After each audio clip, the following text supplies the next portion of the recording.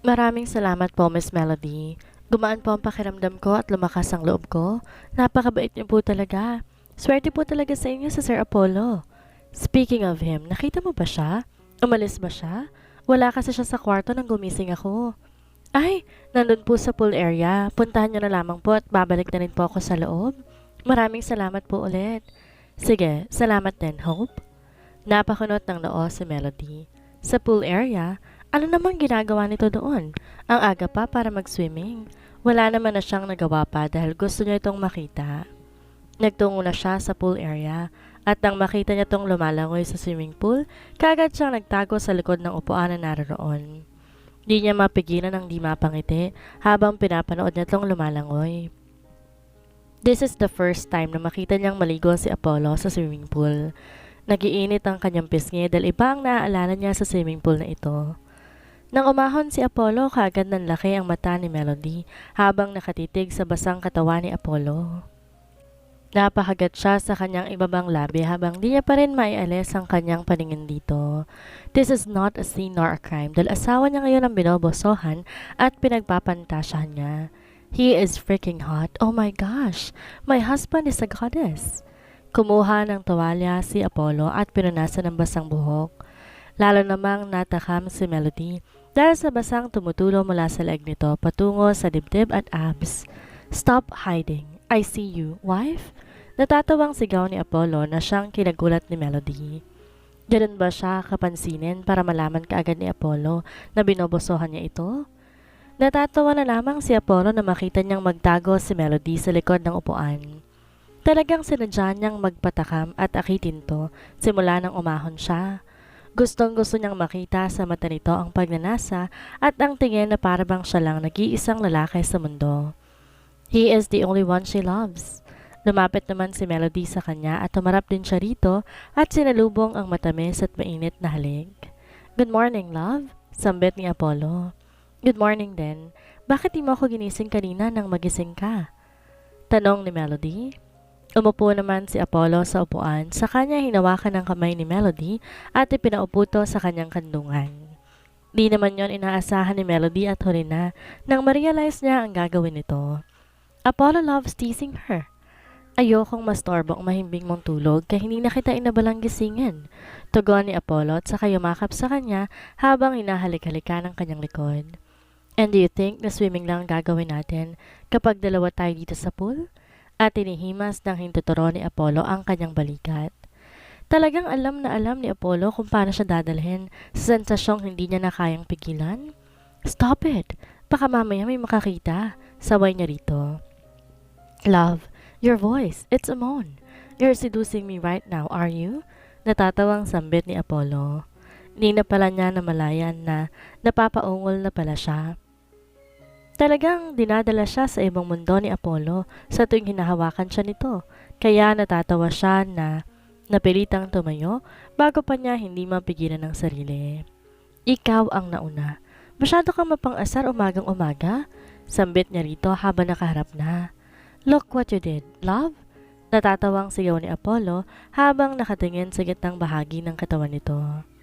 Napatakip siya na sariling mukha dahil pakiramdam niya namumula ang kanyang pisngi.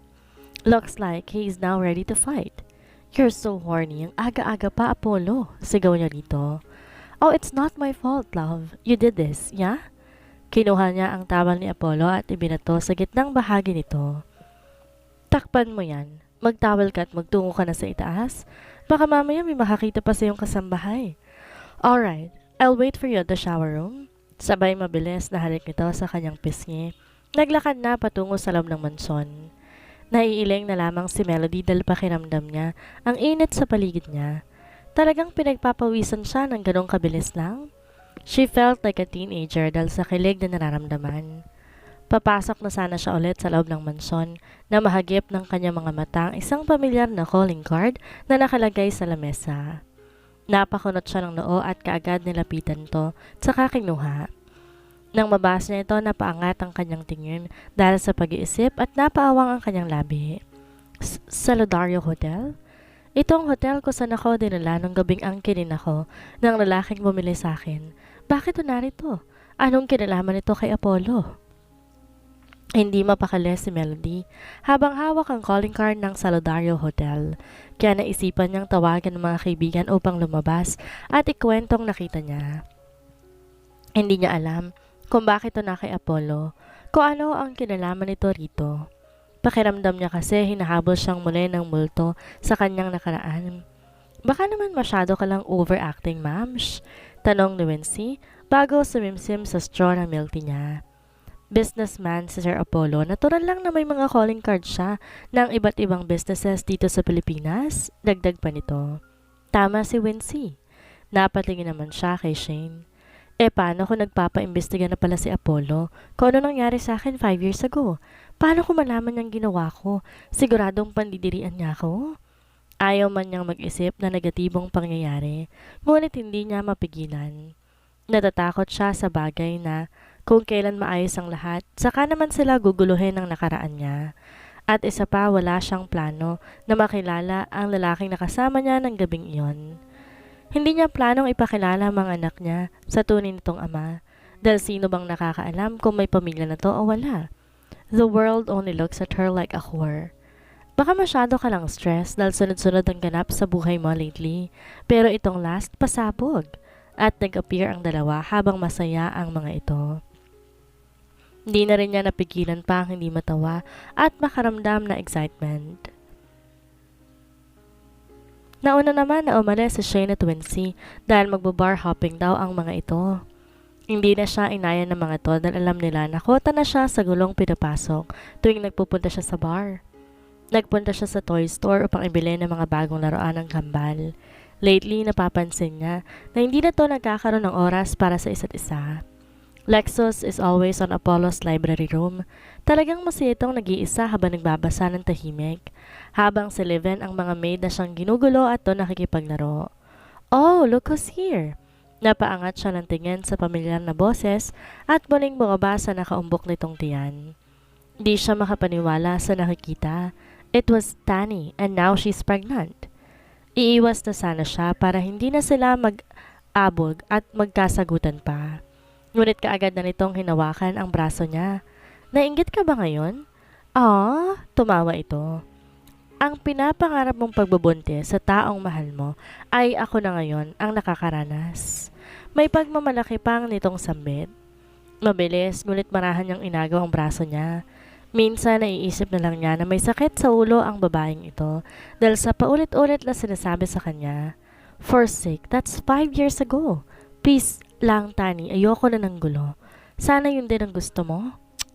Bakit? Dahil buntis ako? Kaya hindi ka pumapatol sa akin?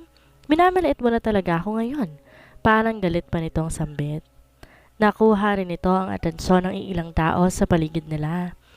Alam mong hindi talaga ako pumapatol sa'yo at isipin mo na lang din ang sitwasyon mo. Kung ano mang nangyari sa nakaraan, wala na yun. Masaya na ako ngayon sa kung ano mang meron ka. Ang sabihin mo, naiinggit ka, kaya ayaw mo akong patulan. Paano ka magiging masaya? Nasa akin si Melvon? Nasa akin ang taong mahal mo.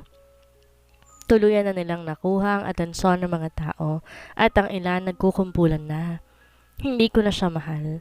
Kung si Melvon lang dahilan kaya ka nagkakaganyan, sayong-sayo na siya. Pagod na ako sa tuwing magkikita tayo. Parang nababaliw ka na. Bakit ka hindi mo i-try magpa-check up? Baka may sira ka na sa utak. Sabay talikod niya upang umalis. Ngunit biglang hinila ni Tani ang kanyang buhok. Malandi ka kasing babae ka. Alam ko nagsisinungaling ka lang na masaya ka pero ang totoo, balak mong agawin si Melvon? Galit na galit si Tani sa kanya. Aray, bitawan mo ako? Daeng ni Melody sa pagkakasabunot sa kanya ni Tani. Di naman niya to malabanan dahil iniisip niya ang kapakanan nito. Ayaw niya na may mangyaring masama dito at sa baby. Pero kung kumilos si Tani, parang wala itong inaalalang anak. Kaya kami iniwan ni Melvon ay dahil sa'yo. Mang-aagaw ka, malanding babae. Patuloy pa rin ang pagsigaw nito. Anong iniwan? Wala akong alam sa sinasabi mo. Nakayoko siya habang pilit na inaalis ang kamay ni Tani. Let me go. Security. Guard. Tulong. Naisigaw niya na. Kaya naman na nagsidatingan ang mga security, kanina pa pala sila tinawag ng sales lady. Pilit na tinanggal ang security na babae ang kamay ni Tani sa buhok ko. Nung una, ayaw pa nitong bitawan, pero nang sabihing tatawag to ng polis, bumitaw din naman kaagad. Ngunit bakas pa rin dito ang galit. You ruined everything. Hindi pa tayo tapos? Sigaw ni Tani bago naglakad papalayo. Nagpunta naman siya sa restroom upang doon ayusin ang sarili. Naghilamos siya tumingin sa salamin. Ang nakaraan niyang sobrang gulo. Hindi niya yata talaga makakalimutan pa. Hindi na yata matatapos pa. Nang matapos, dumiretso siya sa parking lot upang makauwi na. Ngunit nagulat siya na makita niyang basag ang salamin ng kotse niya at yupi-yupi ang unahan nito. Oh my gosh! Nakaawang ang labi niya habang pinapalibot ang mata sa kabuuan ng kotse. Hindi ito binangga, kung sinadya itong wasakin. Tumingin siya sa paligid dahil baka narilito pa ang may gawa. Saka pa lamang niya naalala si Tani. Maybe she is the one who did this? Tumawag siya ng security at police para i-report ang nangyari. Kasabay nito ang pagrinig niya sa isang sigaw. Help! Help me! Umiiyak to at hindi siya pa pwedeng magkamali dahil sigurado siyang boses yun ni Tani. Mabilis siyang tumakbo patungo sa likod at dulo ng parking lot kung saan nanggagaling nga ang sigaw. Nagulat siya sa nadatnan na sitwasyon ni Tani. Nakaupo ito, dumudugo ang noo habang umaagos sa sahig at sa hita nito ang dugo. Oh my gosh! What happened to you, Tani? Kagad niyang sigaw habang natataranta na umupo. Umiyak itong lalo. Help! Tulungan mo kami ng baby ko? Please! Naisip niya kaagad ang ospital. This is an emergency at wala siyang pakailam kung magkaaway pa sila. Where is your key? Nasaan ang kotse mo? Sunod-sunod niyang tanong. We can't use my car cause someone crashed it. Makahulugan ngunit may katotohanan niyang sambit. Tumingin si Tani sa pink na kotse at kaagad yon ni Melody. Kinuha ang susi kasabay ang pag-akay niya kay Tani. Mabuti na lang may malay pa ito kaya nagagawa nitong humakbang. Mabilis niyang pinatakbo ang kotse. Halos sumigaw siya sa kalsada para lang malaman na isa itong emergency. Nang makarating sa emergency entrance, kaagad silang sinalubong ng mga nurses at doktor. Tinignan ang pulse rate nito at kaagad sinakay sa stretcher. Hindi alam ni Melody kung bakit siya umiiyak. Wala siyang alam anong nangyari dito. Di niya mapigilang umiyak dahil natatakot siya sa kalagayan ni Tani at sa baby nito. She knows that feeling. Bigla ay naramdaman niya ang paghawak ni Tani sa kamay niya. Don't leave us, please. I'm scared. Kaagad na napatingin si Melody sa loob ng emergency room. Naparunok siya. Hindi niya alam kung kakayanin niya. Makita pa lang ito at maisip na papasok siya sa loob ay kinakabahan siya. Sinimulan nang paandarin ng stretcher. Tuluyan nang nakabitaw si Tani sa kamay niya. She had no choice.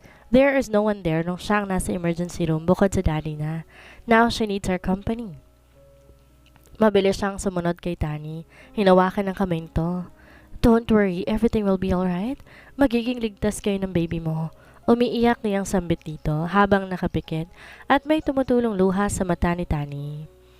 Nang tuluyang makapasok si Tani sa emergency room, naiwan siya sa labas. Hanggang doon na lamang siya gaya ng patakaran ng ospital. Looking at the white ceiling, white hallway, and smells like medicine, nararamdaman niyang parang masusuka siya at unti-unti niyang naramdaman ang panlalabo ng paningin niya. But she even managed to get her phone. Di niya alam kung bakit kasabay ng panlalabo ng kanyang paningin ay ang pagbabalik sa kanyang paligid ng nangyari sa kanya ng araw na iyon. We need to get out the baby number 3. We need to sacrifice her para hindi malason pa ang dalawang baby mo. Rinig niya sa kanyang pandinig. Umiling siya at pilit na binabalik ang sarili sa kasalukuyan. Gumabay siya sa pader, tsaka naupo sa sahig. Di niya na alam kung sino pang natawagan niya. Hello, love? Boses yun ni Apollo kaya napakiti siya. What's up? Pauwi ka na ba? Help me. Hey, bakit ganyan ang boses mo? Is there something wrong? Where are you? Baka sa boses nito ang pag-aalala. My little Lillian? Huli niyang sambit at di niya na malamang dahilan. Kasunod nito, tuloy na siyang nawala ng malay. Nagising si Melody sa isang kwarto na pamilyar sa kanya. Kwarto nila ito ni Apollo. Pinalibot niya ang kanyang paningin sa loob at nakita niya isang babae nakasuot ng white coat at sa tingin niya isang doktor. Mabuti naman at gising ka na, Melody. Malamyos at mahinhin nitong sambit habang nakangiti. Ako nga pala si Doktora Izzy. Lumabas lang sandali si Apollo dahil dumating si Epifanio. Ano pong nangyari sa akin, Doktora? Tanong niya habang pilit na inaalala ang nangyari. So far, ikaw lang makakapagsabi kung ano talaga ang totoong nangyari sa'yo. Nakita ka na lang daw sa ospital na walang malay. Unti-unti niya ngang natatandaan ang nangyari. Nahimatay siya dahil sa trauma niya sa ospital. Si Tani, napabalik siya ng bangon? Kailangan po ako ni Tani? Pero mas kailangan mo magpahinga. Si Miss Tani maayos ng lagay niya at safe na ang baby niya. Ikaw, sa tingin mo ba mabuti na ang pakiramdam mo? Nawala ang kanyang pagkataranta at unti-unti na siyang kumalma. Mabuti na lang maayos ng lagay ni Tani. Ang gusto na lamang nga niyang malaman ay kung ano ang nangyari dito at puro dugoon ito. Ang totoo po, medyo nahihilo pa po ako at nakakaramdam na rin ng gutom. I will be honest with you. I think you should go to psychiatrist to check. Your husband did not tell me the reason kung ba't imbes sa ospital ka pinagstay, dito ka niya dinala. But your father told me about your past. Napayo ko siya. Because he doesn't know my past, and I cannot go there. Tukoy niya sa kanyang little angel. I understand. Ayoko lang makaapekto ang nakaraan mo sa sitwasyon mo ngayon, lalo na nga't kailangan mong bantayan ang kalusugan mo. Makahulugan itong sambit. Ano po ang ibig ninyong sabihin? May sakit po ba ako? Kinakabahan niyang tanong. Ibig sabihin, hindi mo pa alam? Then natatandaan mo ba kung kailan ang huling menstruation mo? Mabilis na napaangat ng tingin si Melody kay Dr. Izzy. Nanlaki ang kanyang mga mata habang nakaawa ang kanyang labi. Bigla inisip niya ang petsa ng kanyang menstruation period. Tila ba halo-halo sa kanyang isipan ang mga numero sa kalendaryo. Napakapit siya na mahigpit sa kumot. Nagkaroon siya noong nakaraang buwan, noong unang gabi na may nangyari sa kanila ni Apollo. Pero ngayong buwan hindi pa siya nagkakaroon. Paparating pa lang dapat ang dalaw niya. It can't be, Doktora. Nagkaroon ako ng unang gabi may nangyari sa amin. Hindi kasi pwede. Hindi niya kaya, natatakot siya. That can be the last at posible na may nakapasok na sperm ng asawa mo. Why do you look bothered and disappointed instead of being happy? Kunot noong tanong sa kanya nito at umupo sa upuan katabi ng kanyang kama. Is there any problem? Nagsimulang tumulo ang luha niya. Hindi pa naman po sigurado, di po ba? Tanong niya. Sorry to disappoint you, but it's positive. We have tested your blood earlier. My assistant nurse sent me the result. Ganito talaga ako. Palagi kong sinisiguro lahat ng possibilities. Bakit nahimatay ang pasyente? No, it's my fault. Hindi ako nag-iingat. Paulit-ulit niyang sinasampal ang sariling noo. Hey, stop it! Don't hurt yourself. Kaagad na inagaw ng doktora ang kanyang kamay. Hindi makakatulong ang pananakit mo sa sarili mo. Alam naman ni Apollo, mas lalo siyang nakaramdam ng takot. No, wala siya rito kanina nang ma-receive pong result. At naisip ko rin na gusto mo muna ipaalam. Dahil baka gusto mo siyang isorpresa pero hindi yata ganoon ang gusto mo mangyari. Napailing siya at bago pa magsalita, bumukas na ang pinto ng kwarto. Gising ka na, nakangiting sambit ni Apollo, ngunit baka sa boses ito ang pagkaalala. Mabilis na hinawakan ni Melody ang kamay ng doktora. Don't tell him, please. Tumango na lamang ang doktor bago tumayo sa kanyang kinaupuan. Palihim niya pang pinupunasan ng kanyang pisngi, saka palang tuluyang nakalapit si Apollo sa kanya at umupo sa kanyang tabi. How are you feeling, love? Tanong nito habang nakatingin sa kanyang mga mata. Kamusta ang asawa ko, doktora? Well, she's fine now. She passed out because she's stressed, so be careful sa pagiging asawa na matigas ang ulo. Apollo. At pilit itong umiti. Much better if she rests for 2 weeks. Napaawang ang labi niya. Hindi niya kaya ang 2 weeks na pahinga. Siguradong mababagot lamang siya iisip sa kanyang sitwasyon. Doktora, maayos naman na po ang pakiramdam ko. No, love. Don't be hard-headed. The doctor said you need a rest, then you should take a rest. Mariin na sambit ni Apollo. Kaya hindi na siya nagsalita pa. Umalis na si doktora at tinanguan siya nito. Siyempre nagsambit na makahulugang pasasalamat. Dumating naman ang kambal niyang mga anak.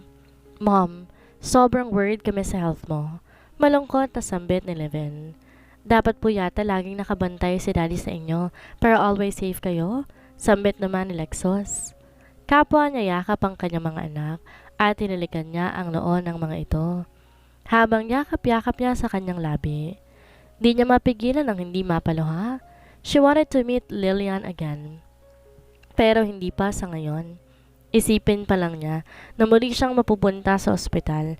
Halos hindi na siya makahinga na maayos. Pakiramdam niya may nakabarang tinik sa kanyang lalamunan. Mom, don't cry.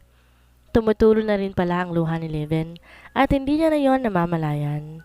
Oh no, Leven, don't cry. I'm just happy, that's why I'm crying. Dahilan niya. Big boy na po kasi ako eh. Nagpunas ng luha si Leven, saka ngumiting muli. Yes, Mom. Big boy na po kami parehas. Parehas pa po kami nagsistand out sa academics. Nakangiting sambit ni Lexus at sabay pinakita ng mga ito ang kanilang stamp star sa baso. Wow! Sobrang gagaling naman ng mga anak ko. Great job! I'm so proud of you. Leven and Lexus. Thank you rin po, Mommy. Sabay na tugon ng dalawa at sabay din siyang hinalikan nito sa magkabilang pisngi. Isang linggo nang nakakalipas, halos hindi siya pakilusin Apollo sa kanilang bahay. Maaga tong gumising para inda nito ang lahat ng kanyang gagawin. Ultimo sa pagkain ay gusto siya nitong subuan. Sa gabi naman, gising lamang siya. Habang hinihimas ang kanyang tiyan, nasa palagay niya ay unti-unti nang lumalaki.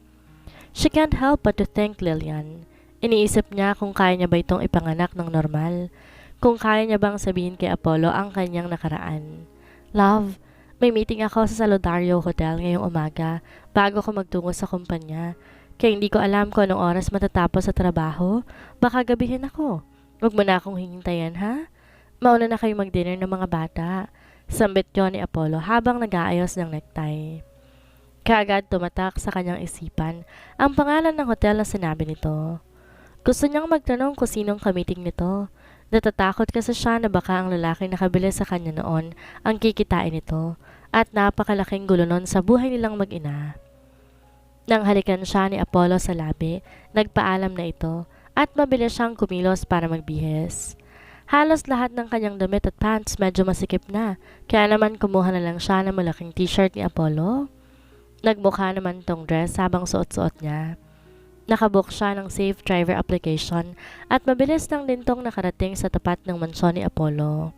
Hindi na niya nagawang magpaalam pa kay Manang Gina dahil gusto niyang makita at maabutan si Apollo. Nang makarating sa Saludario Hotel, dumiretso si Apollo sa pantry habang siya ay nagtatago hindi kalayuan. Wala pa naman ang kamiting nito. Bigla ay naalala niya ang room number at petsa ng araw kung kailan dahil maaari niya palang malaman kung sino nag-book na name sa hotel unit na yon. Mabilis nga siya nagtungo sa information desk. Pinakita niya ang kanyang valid ID. Gusto ko lang po sanang malaman kung sino po nakapagpabook ng hotel unit number G12 noong June 21, 2018. Kagad niyang sambit sa babae at palingali nga siya sa paligid dahil baka makita siya ni Apollo. I'm sorry ma'am, but Hotel Unit G12 is for VIP only and we keep it too confidential. Tugon nito. Naroon din ako sa unit na yon ng gabing yon. Gusto ko lang malaman kung kanina nakapangalan ng book. Gusto ko kasi siyang makita ulit. Pagsasinungaling niya pa. Napatingin ng babae sa kanyang computer. At tumitig sa kanya na para bang gulat. Ano miss, papayag ka na? Tanong niya ulit. Sorry po talaga. Confidential po talaga ang information na yon. Maaari mo akong matanggal pag pinagbigyan ko po kayo sa gusto ninyo. Sige na miss, please. What's the problem here? Isang matangkad at magandang babae ang dumating. Sabay tanggal nito sa suot na sunglasses. Halos natitigan pa niya ang buong kabuuan nito. Para ba itong modelo sa ganda talatang mamahalin ng kasuotan nito? Yumuko naman kagad ang babae. Kayo po pala, miss. Hi miss, ako nga pala si Athena. What's the problem here? Baka matulungan kita? Tanong nito sa kanya.